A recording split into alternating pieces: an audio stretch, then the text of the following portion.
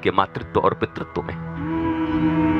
अब वृंदावन के बंदर मत बनिए, फिर सब इधर उधर देख रहे हैं। फिर जब कोई गंभीर बात आती है तो सब बगल वाले को देखते हैं, मेरी तरफ देखो। नहीं है तो लाएंगे ना। अगर वो संस्कृति मैकॉले के कारण लुप्त हो गई, हमारा इसमें कोई दोष नहीं, क्योंकि भारत में जो शिक्षा नीति होगी वही। श्रवण कर, प्रथम भक्ति संतन कर संगाति रतिमम कथा प्रसंगा, गुरु पर पंकज सेवाति सरि भक्ति यमान, श्रवणम कीर्तनम विष्णु स्मरणम पाद सेवनम। दो ही शास्त्र हैं भारत में, एक है सबसे प्यारा श्री रामचरितमानस और श्रीमद् भागवत कथा। इन दोनों में श्रवण का बड़ा महत्व है कि श्रवण पहली भक्ति है। दर्शन से भी ज्यादा श्रवण का महत्व है।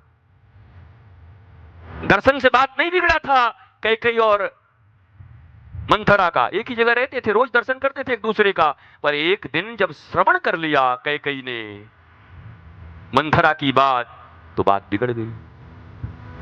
दर्शन हो जाए कोई बुरी बात नहीं, संसार है तो दर्शन होंगे ही, दुर्जनों के भी होंगे, सज्जनों के भी होंगे। लेकिन सावधान, श्रवण मत करना। श्रवण करने से पहले होशियार रहना कि किसका सुनना है। आइए सेवा करिए आप भी। खेल पटेल आवा, दा पानी दा, आवा। हाँ, वाह वाह वाह, आवा आवा आवा हो, आवा करे जा, बैठा। अबे बैठ जा, भीम की तरह इधर से चल रहा है, बैठ जा। आप बुरा मत मानेंगे, हम लोग मस्ती करते हैं थोड़े, हमारी वृंदावन में रहते हैं खेल पटेल, तो हम वृंदावन के हैं, उससे सब मस्ती कर लेते हैं।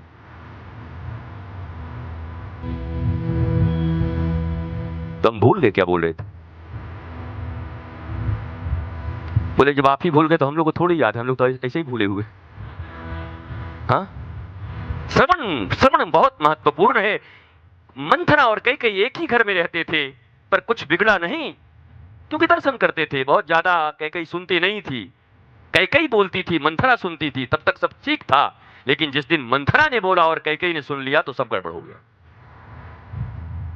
ध्यान रखो, बोलने वाला कौन हो, सुनने वाला कौन हो, इससे भी बात गड़बड़ हो जाती है। कई बार कहते हैं मैं रोज तुम्हारा बात सुनता हूं, आज तो तुम मेरी बात सुनो। अरे मेरा फोटो लगा के इतना बड़ा रावण कौन लिखा है रे?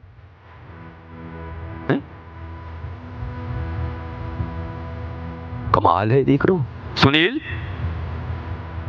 ये का करे हा? वो नीचे वाला दिख नहीं रहा, छोटा छोटा है, रावण बड़ा सा लिखे नीचे, मत जलाओ। वो मैं भी घबराया कि रावण के विषय में इतना प्रवचन कर रहा हूं, रावण वही है। कमाल। बाहर रायगढ़ वासियों, इस साजिश में पूनम का हाथ होगा पक्का। तो जिस दिन कैकेयी ने श्रवण कर लिया मंथरा का, उसी दिन भगवान राम का घर छिन्न भिन्न हो गया। भगवान राम के पिता का स्वर्गवास हो गया। प्रभु राम जानकी को लेकर, लक्ष्मण को लेकर के वन बन गए,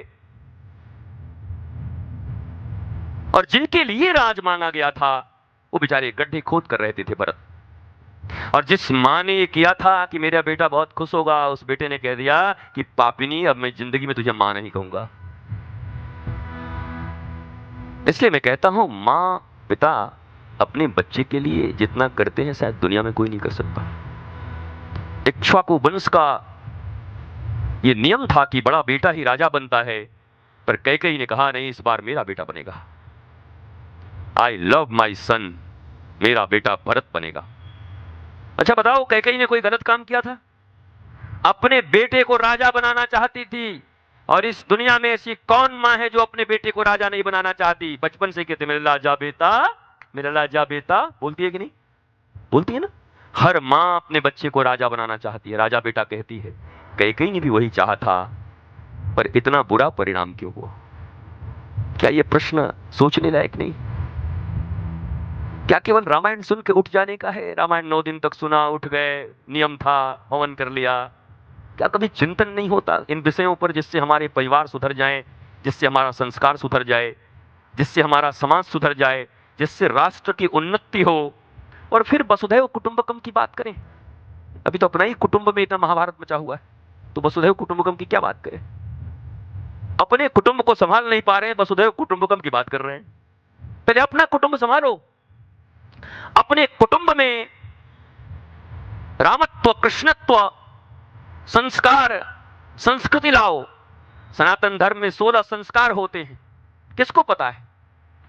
2-4 लोग, 10 लोग हो सकते हैं यहां पर उनको पता हो कि 16 संस्कार होते हैं। खड़ा होके बोले अगर किसी को पता हो तो 16 संस्कार के नाम। नहीं कहते तो हम सनातन के हैं, तो बोलो ना। 16 संस्कार हैं तब सनातनी हैं, याद है? नहीं होगा, नहीं जानते, पालन भी नहीं करते, जानते भी नहीं, पालन क्या करोगे? तो ये रटने से सनातनी नहीं हो सकते, ये चिल्लाने से सनातनी नहीं हो सकते, ये कहने से सनातनी नहीं हो सकते, ये झंडे और डंडे से कभी सनातन संस्कृति नहीं आ सकती। याद रख लेना, जब तक हमारे बच्चों के संस्कार नहीं बदलते बचपन से, जब तक लालन पालन, अरे गर्भ में भी संस्कार होता है, गर्भ आने के पहले भी संस्कार होता है। सनातन धर्म से बड़ा विज्ञान तो इस पृथ्वी पर न कभी आया था, न है, न कभी आगे होगा। सनातन धर्म इतना बड़ा विज्ञान है, पूरी पद्धति विज्ञान के ऊपर आधारित है, साइंस के ऊपर आधारित है। एक बच्चे के जन्म के पहले वो बच्चा राम की तरह हो, कृष्ण की तरह हो, वो शिवाजी की तरह हो, इसके लिए क्या विधान है? तो संस्कार बने हैं।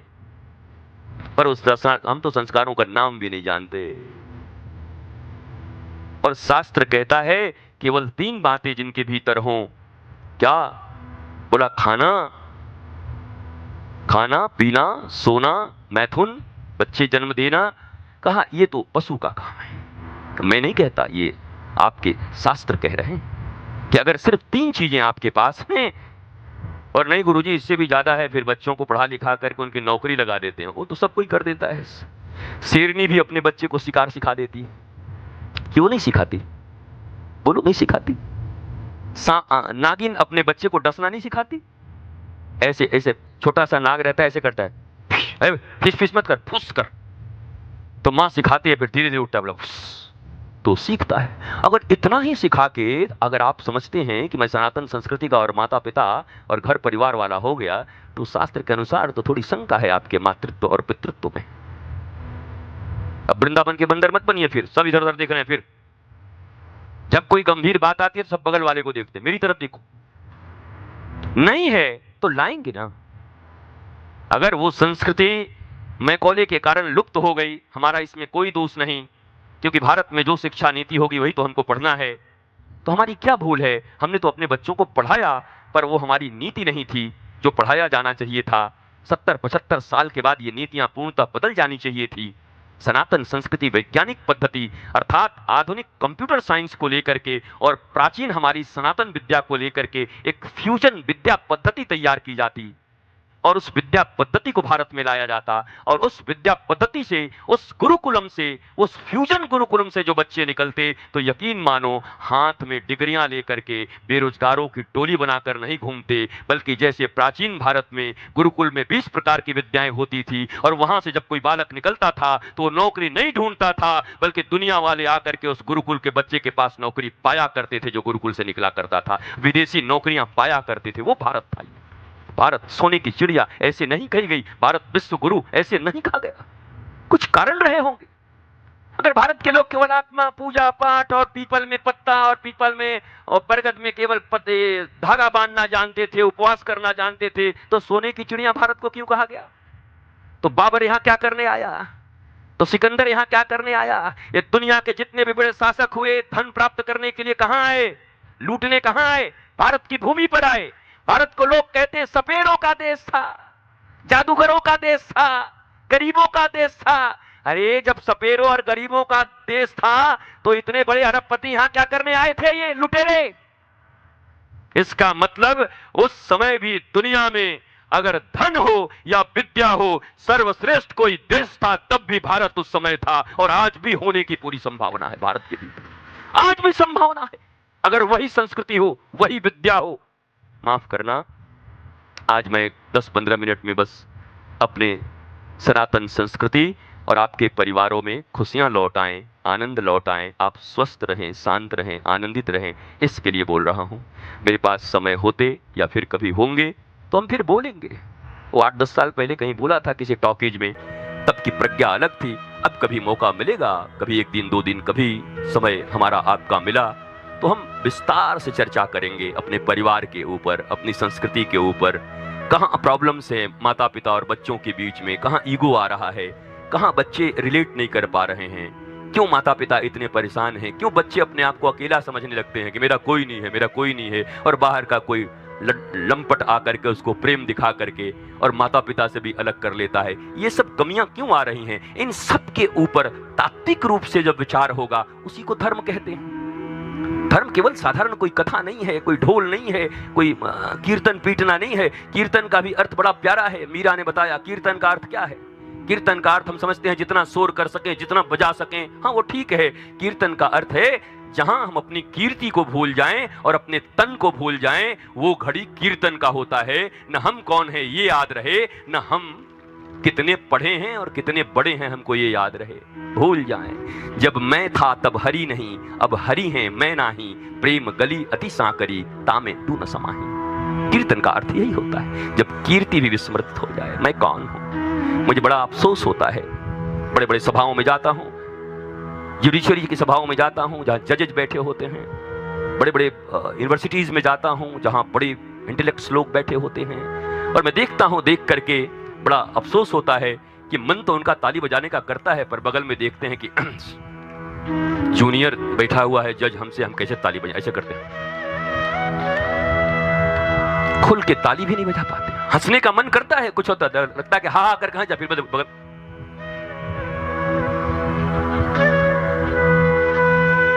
मैं कभी कोई सोचता हूं, हे भगवान, इंसान बनाया इनको आपने, इनको इतनी कीर्ति अपनी याद है कि ये ठीक से हंस भी नहीं पाते। मन हो रहा है हंसने का पर हंस नहीं पाते, मन हो रहा है ताली बजाने का पर बजा नहीं पाते, मन हो रहा है कि नाच ही लूं एक बार, बोल मैं कैसे नाचूं।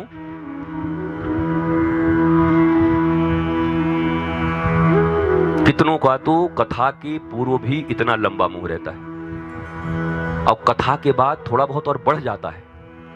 अब कितने ऐसे हैं कि लंबा मुंह लेके आते हैं, फिर गोल हो जाता है, मुस्कुराने लगते हैं कि आज बड़ा आनंद आया, मस्ती आई। मैं तो चाहता हूं कि यह धर्म एक यात्रा है मुस्कुराहट की, पर मुस्कुराहट कैसी हो? एयर होस्टेस की मुस्कुराहट से श्री कृष्ण की मुस्कुराहट की यात्रा है। एयर होस्टेस की मुस्कुराहट कैसी है? बोला उनकी नौकरी है, नौकरी के कारण मुस्कुराती हैं वो। पर श्री कृष्ण की मुस्कुराहट कैसी है? 23 करोड़ सेना जब आ जाता है जरासंध लेके, और कालियवन, तब भी ठाकुर ऐसे खड़े होकर मुस्कुराते रहते हैं। कालियवन बोला ये कौन, ये खतरनाक आदमी कौन है यार? बोला ये यही श्री कृष्ण है। अरे बोला इसको डर नहीं लग रहा है, इसके पास सेना नहीं है, नंगे पैर है, हंस रहा है। बोला इसीलिए तो श्री कृष्ण है। और इतना सुने तो भगवान भागने लगे। बोला ये भागने भी लगा? बोला चिंता मत कर, भागेगा पर मारेगा तेरे को जरूर। वो विश्वास मत करो कि भाग रहा है, वो रणछोड़ हो रहे हैं। उनको झुकना भी आता है, उनको उठना भी आता है। देश काल और पात्र के अनुसार जो व्यक्ति कर्म कर सके, वास्तव में वही श्री कृष्ण, राम और गुरु और माता पिता की सच्ची संतान हो सकता है, जो समय काल जिसको कहते हैं देश और पात्रता के अनुसार कहां झुकना है। कई लोग कहते हैं सर कटा सकते हैं लेकिन सर झुका नहीं सकते, तो चल जाइए बाउर का। कहीं कहीं झुकाना भी पड़ता है, झुकना भी पड़ता है। जहां जैसी जरूरत है, श्रेष्ठता के लिए, धर्म की स्थापना के लिए भगवान श्री कृष्ण से सीखिए। कहां झुकना है, कहां हटना है, कहां झूठ बोलना है। भगवान तो झूठ भी बोलते हैं, पर वो झूठ नहीं है, वो सत्य है। धर्म की स्थापना के लिए किया गया हर काम सत्य है, न्याय है। भगवान धर्म की स्थापना के लिए आए। यदा यदा ही धर्मस्य ग्लानिर्भवति भारत। और ठाकुर जी ने झूठ सच नहीं माना। बोला क्या झूठ? धर्म की स्थापना जैसी होगी वही सत्य है। दुर्योधन इत्यादि बर्बाद हो जाएं, जिससे द्रौपदी को नंगा करने वाले लोग, बहू और बेटियों को नंगा करने वाले लोग इस पृथ्वी से नष्ट हो जाने चाहिए। इसके लिए क्या झूठ और क्या सच? इनका नाश करने के लिए जो किया जाए वही धर्म है, वही सत्य है। तो कभी कभी हम लोग धर्म के ज्ञान के अभाव में, गुरु के अभाव में शास्त्रों को पढ़कर, टीवी सीरियलों को देख करके धर्म का भाषण करने लगते। मेरे गुरुदेव बड़ी प्यारी बात कहा करते, मर्म न जाने धर्म बखाने। मर्म जानते नहीं और धर्म का व्याख्यान दे रहे हैं। मर्म जानना होता है धर्म के व्याख्यान के पहले। मेरे रायगढ़ के भाई बहनों, मैं भी नहीं चाहता कि आप जम्हाई लेने लगो, जम आई और तब तक मैं बोलता रहूं। बस इतना ही, एक आह्लाद, एक मस्ती, वृंदावन से चलकर रायपुर तक का ही कार्यक्रम पर कैसे बनते गया मुझे भी कुछ खबर नहीं। रायपुर से वापस 2-2 टिकटें बनी हुई कि सुबह नहीं तो शाम को, और फिर अचानक बिलासपुर की इच्छा लोगों की। बिलासपुर से बढ़ गए, बढ़ता थोड़ा नैला हो जाते इससे बड़ा बढ़िया थे। जीतू कहते नैला हो जाती इस तरह, चल भाई तो नैला देख लेता हूँ। नैला से चांपा, चांपा से सबरी नारायण, और आज सबरी नारायण से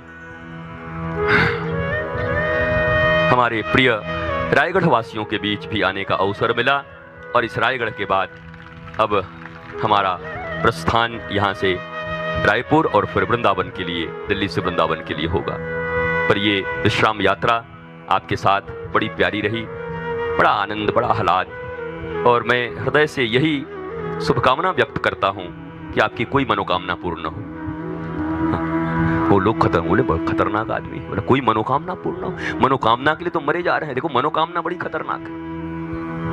जब जब मनोकामनाएं किसी की पूर्ण हुई तो ज्यादातर लोगों को मौत मिला। रावण की मनोकामना पूर्ण हुई, मौत मिला। हिरण्यकश्यप की मनोकामना पूर्ण हुई, मौत मिला। हिरण्याक्ष की मनोकामना पूर्ण हुई, मौत मिला। पर नारद जी की मनोकामना पूरी नहीं हुई, और नारद जी इस सनातन संस्कृति के, पूरे विश्व के, पूरे ब्रह्मांड के सबसे बड़ी सी देवर्षि नारद निकले। क्यों? उनकी मनोकामना क्या थी?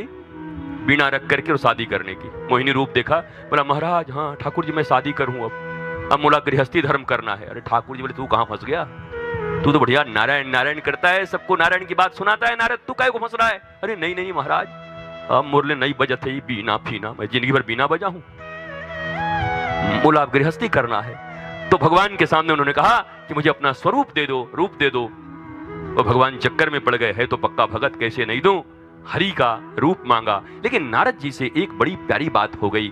नारद जी चूंकि इतना भजन किए, भगवान के इतने प्यारे भक्त हैं, इसलिए नारद जी के मुख से यह निकल गया कि मुझे विवाह करना है और उसी मोहिनी से करना है, अपना रूप हरि रूप मुझे दे दो। पर जाते जाते मुंह से निकल गया, जेहि विधिनाथ होई हित मोरा। भगवान बोले बस इसी में तो तेरा हित मैं कर दूंगा, अब तू बच जाएगा नारद। सब मांगा, इतनी मनोकामनाएं की लिस्ट रखी नारद जी ने, ये दे दो, ये दे दो, ये दे दो, ये दे दो, ये दे दो, ये दे दो, गोतनी को ये दे दो, जेठानी को ये दे दो, देवरानी को ये दे दो, भाई को ये दे दो, भौजाई को ये दे दो, पापा को ये दे दो, मम्मी को ये दे दो, हमको ये दे दो, बेटा को ये दे दो, यहाँ दे दो, वहां दे दो, वहां दे दो, ऐसे सब दे दो। सब लिस्ट तो लिखा, पर जाते जाते भगवान से कह गए, जेहि बीनाथ होइत मोरा, होइत मोरा,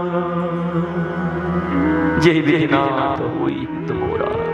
हे प्रभु, मैंने तो मांग लिया, मनोकामना रख दी, पर प्रभु मेरे पास तो इतनी भी बुद्धि नहीं कि मेरी मनोकामना मेरा नाश करेगी, सर्वनाश करेगी या विकास करेगी। वास्तव में जब नारद जैसे संत के पास इतनी बुद्धि नहीं, नारद स्वीकार कर रहे हैं, तो हम लोग नारद से बड़े हैं और हम लोग माने बैठे हैं। नारद कौन है रे मोर करा, मैं नारद ले बड़ा भगत हूं, मैं जो मांगू से एकदम पक्का मांगू।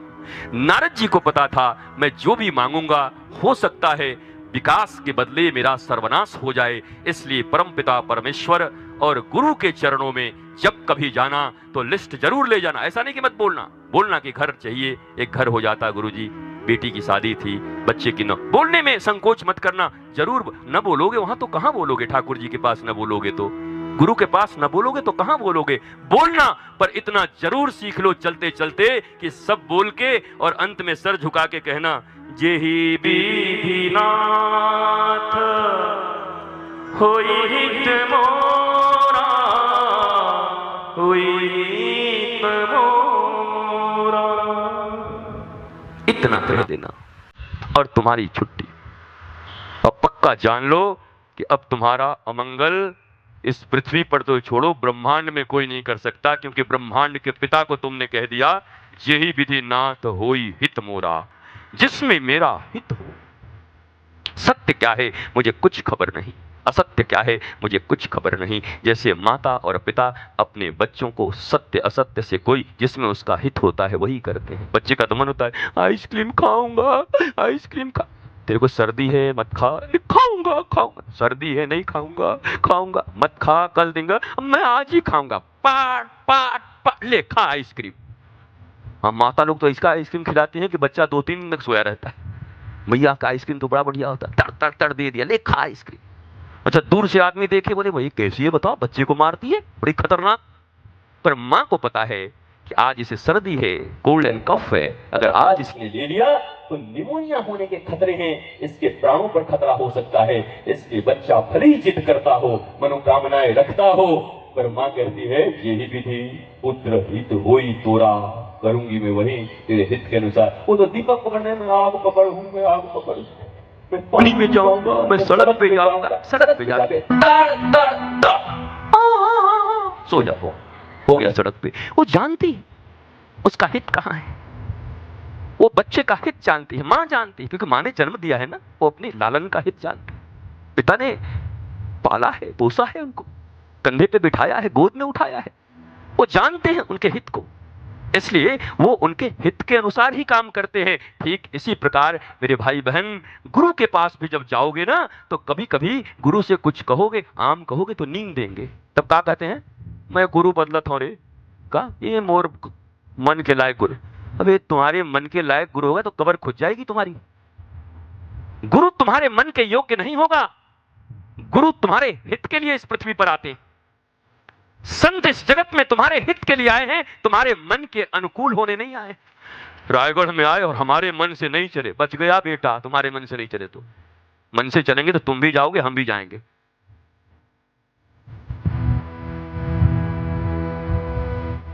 विशाले सनम, हाँ, कुछ नहीं मिलेगा। इसलिए अच्छी बात कि गुरु तुम्हारे मन से नहीं चलते। गुरु तुम्हारे मन से न चले, बल्कि तुम जाकर के अपने मन की सब बात रख दो, जो भी मन में है, कहने में संकोच मत करना। You have to unfold your self, आपको अपने आप को खोलना पड़ेगा in front of your guru, your living master, your loving master. उनके सामने अपने आप को खोलना पड़ेगा, आपको खोलो अपने आप को। और लेकिन फिर चलते चलते कह देना ऐसे करके, प्यारे गुरुजी। बोला हाँ, बोला यही विधि, बोला हाँ हाँ मैं समझाता हूँ, समझा, बस बस यही विधि, यही विधि। तो इसलिए सब कुछ कहिए पर धीरे से, यही विधि। हमारे आनंदम धाम में तो ये नियम हो गया है, सब आते हैं कुछ कहते हैं फिर धीरे से, गुरुजी हाँ, बोले यही विधि, बोले हाँ हाँ ठीक है ठीक, बोले हमको याद दिला यही विधि, तो नहीं ही बोलेगा तभी यही विधि कर दूंगा मैं, जिसमें हित छिपा होगा। हमारे गुरु ने वही किया जिसमें मेरा हित छिपा है, उनके गुरु ने वही किया जिनमें उनका हित छिपा है। हमारी माँ ने वही किया जिसमें मेरा हित छिपा था, हमारे पिता ने वही किया जिसमें मेरा हित छिपा था। वो सदा हितैषी रहे और गुरु भी सदा हितैषी रहे। और आप सब भी जीवन में, कई लोग कहते हैं मेरा सबसे अच्छा दोस्त यही है, फास्ट फ्रेंड है, मैं सही करूं गलत करूं मेरे साथ रहता है। अरे गलत करे और तेरे साथ रहता है, दोस्त है कि तेरा दुश्मन है? तब पागल हो गए। मेरा ये सबसे अच्छा दोस्त है, मैं गलत करूं सही कहूं मेरे साथ रहता है। अरे खतरनाक दुश्मन है, छोड़ दो उसको। जो तुम्हारे गलत में भी तुम्हारे साथ खड़ा है वो तुम्हारा दोस्त नहीं हो सकता। गलत में साथ खड़े थे रावण के सारे परिवार, कोई नहीं बचा, एक विभीषण गए और लंकेश हुए। गलत में साथ और वो मित्र और वो परिवार, ये कैसी परिभाषाएं हैं भारत के पास? ये भारत में कौन सा नया शास्त्र खोजा है? व्हाट्सएप ग्रुप और फेसबुक ग्रुप के शास्त्र कहां से आ गए? गलत में नहीं, मेरे सही में, सत्य में, मेरे हित में जो सदा मेरे साथ खड़े रहे, वो मेरा मित्र है, वो मेरे अपने हैं। मेरे गलत में भी मेरा साथ देता है। और ये राम राम राम, रावणों से खतरनाक है, पहले त्याग करो उसका। भले ही तुमको पैसा देता हो, रुपया देता हो, खिलाता हो पिलाता हो, मत रहो ऐसों के साथ। ये बात नौजवानों को सीखनी है। एक बार कर्ण का साथ दिया दुर्योधन ने, एक बार इज्जत बचाई, और उस कर्ण ने जीवन भर फिर धर्म के विरुद्ध काम किया। कर्ण बड़ा अच्छा आदमी था, सूर्य का पुत्र, सूर्य का अर्थ होता है ज्ञान। इस देश का नाम भारत क्यों पड़ा बताओ? भा का अर्थ होता है सूर्य, सूर्य का अर्थ होता है ज्ञान। अर्थात जिस क्षेत्र के लोग सदा ज्ञान में रत रहते हैं उस क्षेत्र का नाम भारत होता है। जो सूर्य और ज्ञान में रत है वो भारत है। ये सच्ची परिभाषा है भारत की, भारत। तो वैसे ही रत, किसमें रत रहना है? बोलो, किसमें रत रहोगे? सत्य में। कर्ण ने अगर यह कह दिया होता दुर्योधन मैं तेरा अंग देश वापस कर रहा हूं, तो धर्म के विरुद्ध काम कर रहा है, अपने घर की बहू को नंगा करने का प्रयत्न कर रहा है। तो द्रौपदी मां जैसी है। नहीं चाहिए तेरा ये राष्ट्र, नहीं चाहिए तेरा ये राज्य, पर लाल बत्ती का इतना शौक और हूटर का, ये हूटर कितनों को मरवाएगा, ये लाल बत्ती कितनों को मरवाएगा। एक लाल बत्ती में छोड़ पाया कर्ण। अगर लाल बत्ती छोड़ दिया होता तो कृष्ण के पक्ष में बैठा होता, धर्म के पक्ष में बैठा होता, पर लाल बत्ती के चक्कर में जाकर बैठ गया अंधे धृतराष्ट्र और अंधे दुर्योधन के पक्ष में बैठ गया, अधर्म के पक्ष में बैठ गया। बत्ती इतनी प्यारी है, हूटर इतना प्यारा है, राष्ट्र से भी ऊपर, संस्कृति से भी ऊपर, मनुष्यता से भी ऊपर। देखो इजराइल और हमास का युद्ध चल रहा है, रॉकेट पे रॉकेट दागे जा रहे हैं इजराइल में, और हमास के लोगों ने कहा है कि जब तक एक प्राणी भी जिंदा रहेगा, वहां का कोई मंत्री, तब तक इस जगह को मैं छोड़ूंगा नहीं। एक प्राणी भी जिंदा रहेगा, निर्दोष लोग। चलो सेना सेना के बीच युद्ध हो, समझ आता है, पर निर्दोष लोगों को कह रहे हैं एक आदमी भी जब तक जिंदा रहेगा तब तक हमारे रॉकेट जाते रहेंगे। कहां गई मानवता, मनुष्यता कहां गई? जिस विज्ञान को इतना चिल्लाते हो, 30 बार पूरी दुनिया को नष्ट करने के लिए बम बन चुके हैं, पर एक आदमी को जान देने की क्षमता नहीं है उनमें। मरे हुए आदमी को जिंदा करने की क्षमता नहीं है, पर 30 बार 8 अरब लोग, सारी पृथ्वी के हरियाली सब नाश हो जाए पल भर में, 30 बार नाश करने के सामान बन चुके हैं, पर एक आदमी को जिंदा करने का सामान अभी तक नहीं बना। ठीक से बचपन में हम पढ़ते थे कि विज्ञान वरदान या अभिशाप, अब लगता है अभिशाप बन रहा है हम लोगों के कारण। मनुष्य जब शिक्षित न हो, मनुष्य जब गुरु से दीक्षित न हो, मनुष्य जब संस्कृति से संपन्न न हो, मनुष्य नॉलेजफुल न हो, ज्ञान न हो। इंफॉर्मेशन और नॉलेज में अंतर होता है।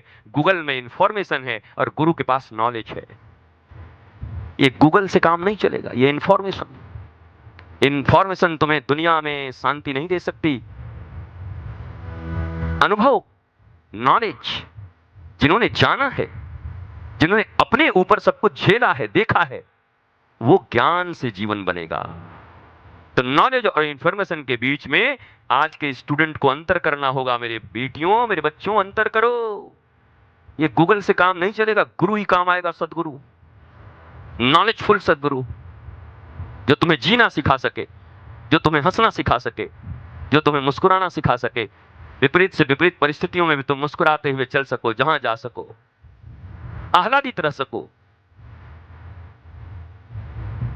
और अपने ईश्वर के प्रति तुम्हारा जुड़ाव बना रहे, अनुकूल परिस्थिति हो चाहे प्रतिकूल परिस्थिति हो। एक बड़ा प्यारा गाना था पुराना, मैं गा के इसको बंद करता हूं।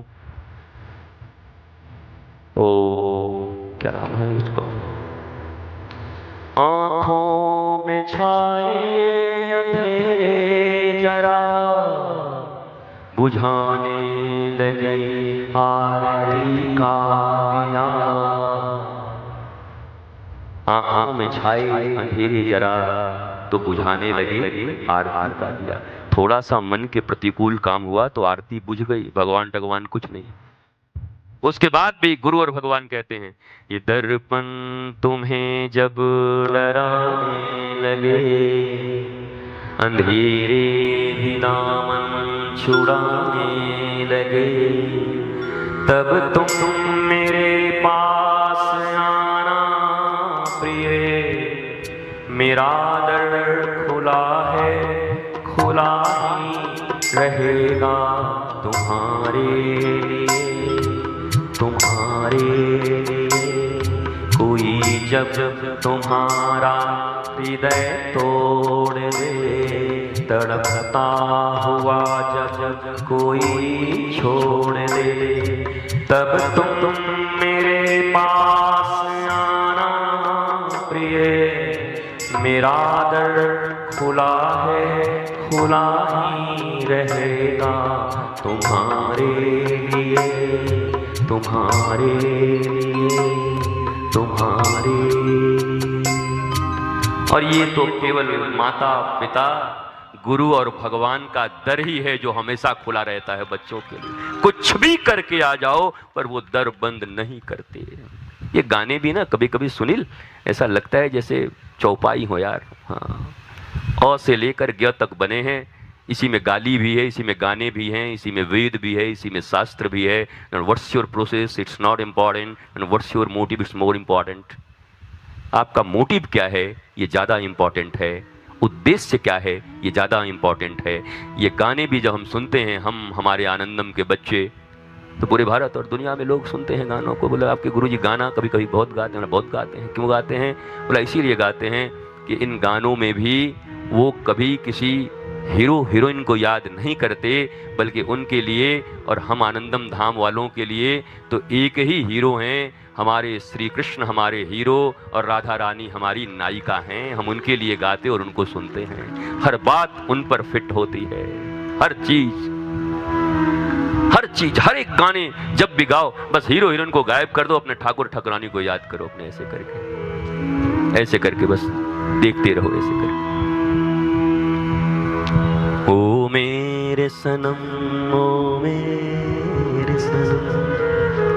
इस गाने का जरा अर्थ समझना, फिर देखना कि ये चौपाई से कम है क्या। दो जिस्म मगर एक जान है हम, एक दिल के दो अरमान है हम। नहीं बजाओगे तब भी चलेगा। ओ मेरे सनम, ओ मेरे सनम। अब यहाँ सुनते हैं प्यार की दुनिया में, दो दिल मुश्किल से समाते हैं। क्या गैर यहाँ अपनों तक के साए भी न आने पाते हैं।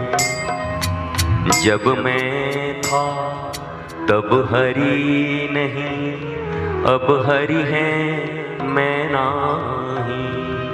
प्रेम गली अति साकरी, तामे दो न समाही। और ये क्या कह रहा है? क्या गैर यहाँ अपनों तक की, तेरे और मेरे बीच में कोई नहीं आ सकता।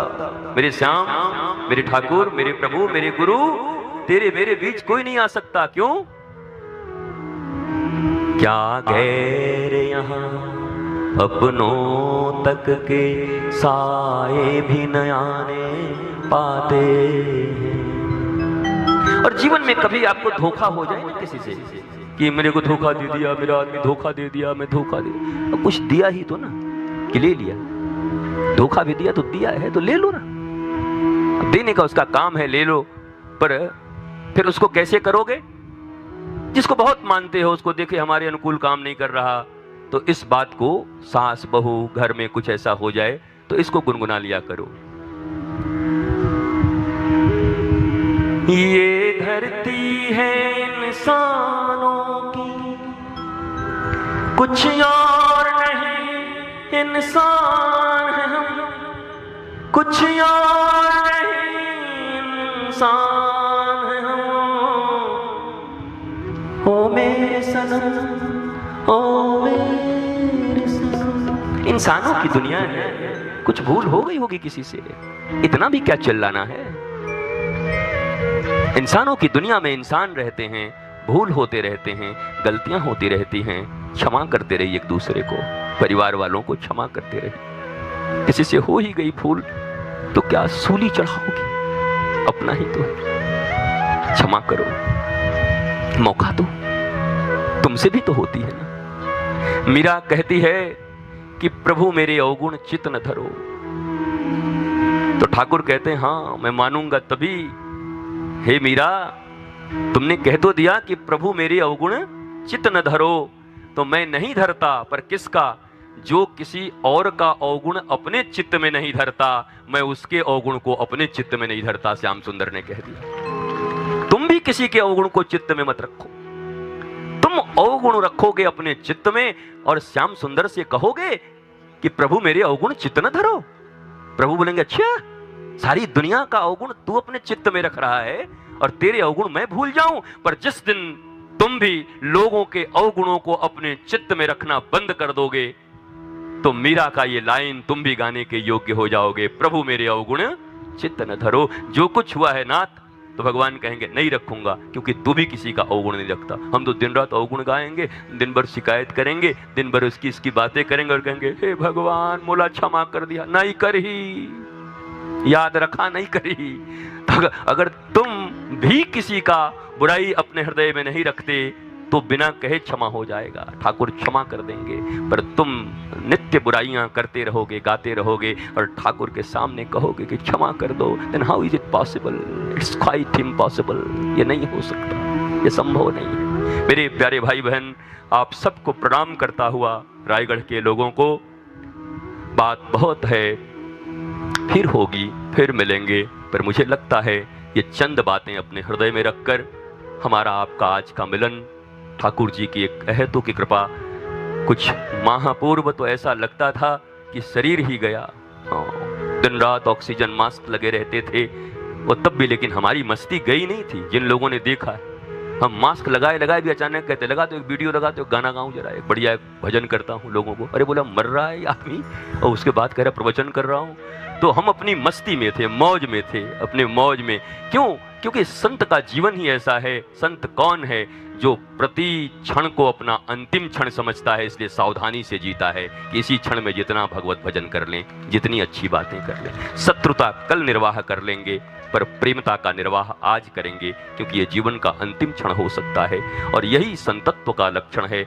आप सब भी प्रसन्न रहिए, आनंदित रहिए, स्वस्थ रहिए। रायगढ़ वासियों, जहाँ जहाँ से लोग आए हैं, चांपा से भी दिख रहे हैं, जांजगीर नेरा से भी दिख रहे हैं, कुछ बिलासपुर के भी, अच्छा चिटपुट सभी आते रहते हैं। आप सब जहाँ जहाँ से आए हैं, आप सब मस्त रहिए, प्रसन्न रहिए, आनंदित रहिए और जीवन में सच्चे धर्म का पालन करिए। बस धर्म का सच्चा धर्म, बस यही विधिनाथ हो ही तुम्हारा करते हुए पूजा करिए, पाठ करिए, तपस्या करिए, व्रत करिए, त्योहार करिए, पर सुखी होके करिए, आनंदित होके करिए। डरिएगा मत कभी भी, भगवान से डरना मत, भगवान से प्रेम करना। माँ बाप से डरना मत, प्रेम करना। गुरु से डरना मत, गुरु जी नाराज हो जाए तो श्राप देती ही, कोई गुरु श्राप नहीं देते। अरे गुरु तो मैया होते, गुरु माँ होती। परम पिता परमेश्वर श्री कृष्ण पिता स्वरूप हैं, गुरु माँ स्वरूप हैं। जैसे बच्चा बहुत गंदगी में लपटाया रहे, नाक से निकलता रहे इधर मलमूत्र त्याग करके, तो पति कहता है हे कृष्णा फूहड़े मन करत है, सब बढ़िया करेला। पत्नी को डांटता है, फिर पत्नी ले जाती है और उठाती है मैया, उठा करके बच्चे को खूब स्नान कराती है, खूब सुंदर स्नान करा करके, तेल उल मार्जन करके, सुंदर वस्त्र आभूषण पहना करके, काला टीका लगा करके यहाँ पर जब ले जाती है तो पिता अल्लाह तब लेवा थे गोद में अल्लाह करत है।